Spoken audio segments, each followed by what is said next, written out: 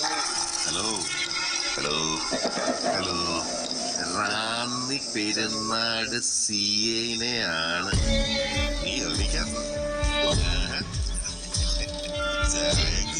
നിൽക്കല്ലേ എടോ, എനിക്കൊന്നും മനസ്സിലാവുന്നില്ല.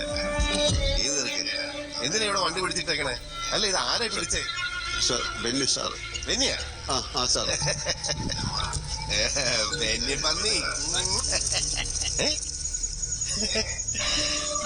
എടാ ബെന്നി, നീ ഉറങ്ങിയോടാ?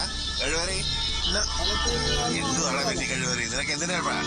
എടാ, ഈഗോ തലയ്ക്കാത്ത അല്ലേ?